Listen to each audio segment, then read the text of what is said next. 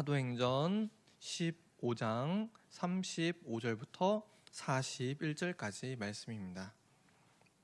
짧은 말씀이니까 우리 함께 합독하도록 하겠습니다. 바울과 바나바는 안디옥에서 유하며 수다한 다른 사람들과 함께 주의 말씀을 가르치며 전파하니라. 며칠 후에 바울이 바나바더러 말하되 우리가 주의 말씀을 전한 각 성으로 다시 가서 형제들이 어떠한가 방문하자 하고, 바나바는 마가라는 요한도 데리고 가고자 하나 바울은 밤빌리아에서 자기들을 떠나 함께 일하러 가지 아니한 자를 데리고 가는 것이 옳지 않다 하여 서로 심히 다투어 피차 갈라서니, 바나바는 마가를 데리고 배 타고 구브로로 가고 바울은 신라를 택한 후에 형제들에게 주의 은혜에 부탁함을 받고 떠나 수리아와 길리기아로 다니며 교회들을 견고하게 하니라. 아멘.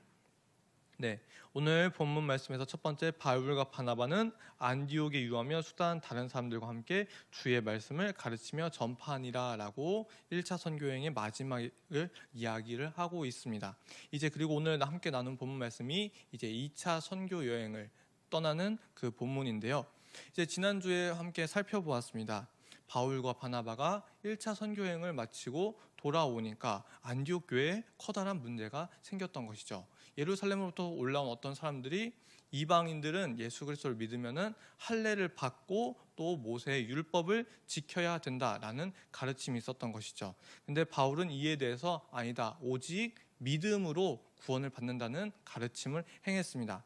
이거에 대해서 수많은 다툼과 변론 가운데 결국 바울과 바나바가 예루살렘 교회로 가게 되죠. 그 먼 거리를 가서 이제 예루살렘 교회 말하고, 베드로는 성령의 증언하심을 따라서, 야고보는 성경에 기록된 바에 따라서 이 문제에 대해서 바울의 말이 옳다, 오직 예수 그리스도의 믿음으로만, 은혜로만 구원을 받을 수 있다라고 결정을 내립니다. 그리고 나서 이 안디옥 교회에 올라올 때 유다와 실라와 함께 올라와 가지고 편지를 읽고 이거에서 형제들에게 증언을 하죠. 이렇게 예루살렘 교회의 결정과 또 바울과 바나바가 오늘 본문 35절에서 말했던 것처럼 주의 말씀을 가르침을 통해서 이 안디옥 교회는 그 문제를 해결할 수 있었고 다시 안정화가 될 수가 있었습니다. 안디옥 교회가 안정화가 되니까 이제 바울은 바나바더러 다시 우리가 선교 여행을 떠나자라고 이야기를 하는 것이죠. 이처럼 교회가 안정화될 때 다른 선교 가운데 힘을 쏟을 수가 있습니다. 이건 교회만이 아니라 우리 각 사람에게도 마찬가지입니다. 우리의 삶이 바쁘고 정신없고 하면은 우리의 눈을 돌리기가 어렵습니다. 우리의 삶을 안정화시키고 나의 마음을 안정화시킬 때 내 형제, 내 이웃에게 우리가 눈을 돌리고 형제와 이웃을 도울 수가 있는 것이죠. 여러분의 삶 가운데 지금 마음이 많이 불안하고 흔들리신다면은 오늘 이 시간 기도 가운데 그 기도 제목을 가지고 주님 앞에 깊이 나아가시기를 소망합니다. 그렇게 깊이 나아갈 때 주님이 여러분의 기도 제목을 들으시고 여러분의 삶의 환경을 그리고 여러분의 마음을 안정화시켜 주시리라 소망합니다. 이렇게 안디옥 교회가 안정화된 후에 이제 바울과 바나바는 선교여행을 떠나려고 하는데 37절에 보면은 바나바는 마가라 하는 요한도 데리고 가고자 합니다. 근데 바울은 38절에서 반대를 하죠. 바울은 밤빌리아에서 자기들 떠나 함께 일하러 가지 아니한 자를 데리고 가는 것이 옳지 않다 하여 서로 심히 다투어 피차 갈라서니 라고 이야기하고 있습니다. 왜 이렇게 다투고 갈라졌을까요? 38절에 바울이 말했던 것처럼 마가 요한은 1차 선교여행에 동행을 했지만 중간에 다시 안디옥 교회로 돌아갑니다. 이렇게 선교여행에 끝까지 함께하지 아니한 자를 함께하는 것이 옳지 않다라고 이야기하는데요. 도대체 마가는 왜 중간에 돌아갔을까요? 왜 마가는 그 선교여행, 1차 선교여행, 바나바를 따라서 바울을 따라서 선교여행을 끝까지 마치지 않고 돌아갔을까요? 우리 한번 그것에 대해서 초점을 맞춰보고자 합니다. 한번 먼저는 마가에 대해서 제가 설명을 좀 더 드리려고 하는데요.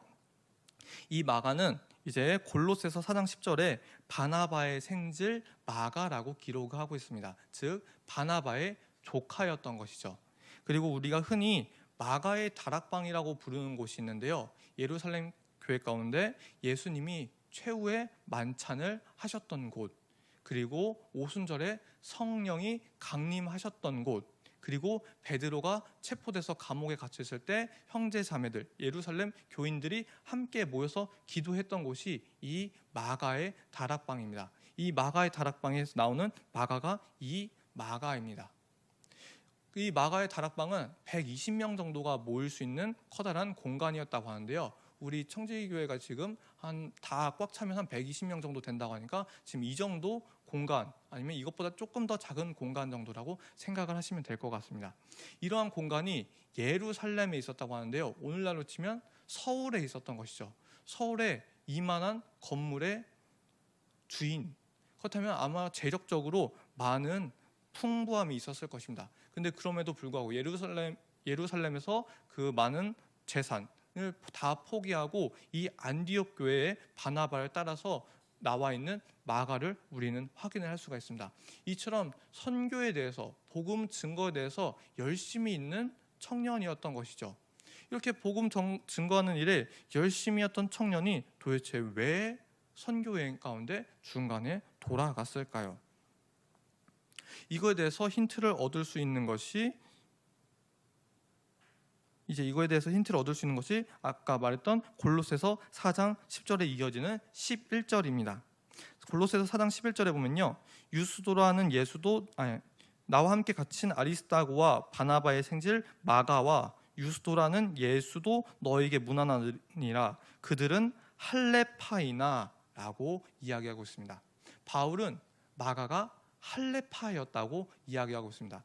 안디옥 교회 가운데 그 문제가 일으켰던 그 할례를 받아야 된다라고 주장했던 그 파라고 이야기를 하고 있는 것이죠. 마가가 돌아간 시점을 볼까요? 마가가 언제 돌아갔나요?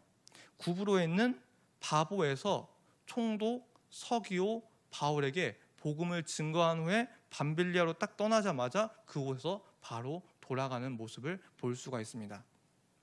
사울이 이 바보에서 총독 서기오 바울을 만나가지고 자기의 이름을 바울로 바꾸면서 자신을 이방인의 사도로 부르셨다는 그 미션, 그 비전에 대해서 다시 확인하는 굉장히 삶의 사역의 커다란 변환점이었다면, 마찬가지로 마가에게도 동일한 변환점이었던 것입니다.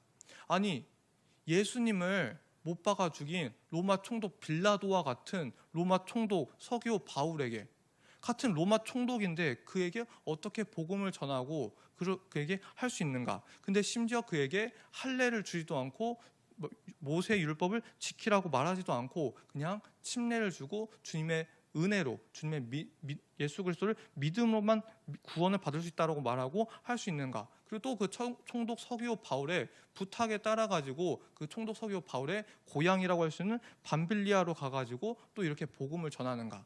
이 마가는 이방인에 대해서 이렇게 할례를 줘야 된다, 마음이 닫혀 있었던 사람이었습니다. 근데 이렇게 마음이 닫혀 있었던 마가가 어떻게 다시 이렇게 변화를 받을 수 있었을까요? 네, 예루살렘 교회에서의 결정과 그리고 바울과 바나바의 가르침 때문에 이 마가의 마음이 열리기 시작합니다. 여전히 바울은 이 마가에 대해서 할례파라고 말하고 있지만요, 바울이 로마에 체포되었을 때 마가는 그 바울의 곁에 있었습니다. 빌레몬서 1장 24절에 그래서 바울은 마가를 이렇게 이야기하고 있습니다. 나의 동역자 마가, 아리스다고, 데마, 누가가 문안하느니라. 주의 말씀이 그 가르침이 마가를 변화시켰던 것이죠. 그리고 예루살렘 교회의 결정이 이 마가를 변화시켰던 것입니다. 여러분은 이 마가처럼 변화를 받아들일 준비가 되셨나요? 교회의 가르침을, 주님의 말씀을 받아들이고 내 자신을, 내 삶을, 내 생각을, 내 뜻과 의지를 바꿀 준비가 되셨나요? 여러분이 주님의 말씀을 받아들이고 그 가르침을 받아들이고 나를 변화시킬 때 바울이 말하는 것처럼 참된 동역자가 될 수가 있습니다. 우리가 옆에 있는 서로에게 동역자가 될 수 있고요. 그렇게 함께 동역자가 돼서 함께 주님의 일을 할 때 주님의 교회를 바로 세워갈 수 있고 놀라운 일을 이루어갈 수 있는 것이죠. 그리고 이 마가는 훗날 마가복음을 기록하게 됩니다. 마태복음이 유대인을 위해서 주로 기록된 책이라고 한다면 마가복음은 주로 이방인에 대해서 기록한 책입니다. 이방인 전도에 대해서 할례를 줘야 된다, 율법을 지켜야 된다, 이렇게 마음이 닫혀있던 마가가 이방인에 대해서 복음서를 쓸 만큼 그의 삶은, 그의 생각은 완전히 변화되었던 것입니다. 이처럼 우리도 우리의 삶과 우리의 생각이 변화되기를 원합니다. 정말 주님의 말씀이 여러분을 강권적으로 붙들길 원합니다. 그래서 오늘 우리가 함께 찬양했던 것처럼 세계 선교에 우리가 힘쓰기를 원합니다. 정말 바울과 바나바가 비록 갈라졌지만 훗날 다시 만나고 각자의 자리에서 선교라는 그 커다란 비전을 가지고 열심히 사역했던 것처럼 우리가 때때로 다투고 이렇게 할지라도 결국엔 가장 커다란 그 교회를 세우신 주님의 목적, 비전에 따라서 우리가 다시 함께 모이고 함께 예배하며 함께 우리가 서로의 동역자가 되어주기를 소망합니다. 이 시간 함께 기도하도록 하겠습니다. 하나님 아버지, 오늘 본문을 통해서 우리가 많은 것들을 깨닫게 하여 주심에 감사를 드립니다. 주님, 우리가 주님이 주신 가장 커다란 목적, 그 비전을 가지고 함께 나아가기를 원합니다. 우리가 서로에게 동역자가 되어주기를 원합니다. 이를 위해 우리가 교회의 결정을 따르고 주님의 말씀의 가르침을 받고 우리의 생각과 삶을 변화시키게 하여 주시옵소서. 주의 말씀으로 우리를 변화시켜 달라고 이 시간 함께 기도하도록 하겠습니다.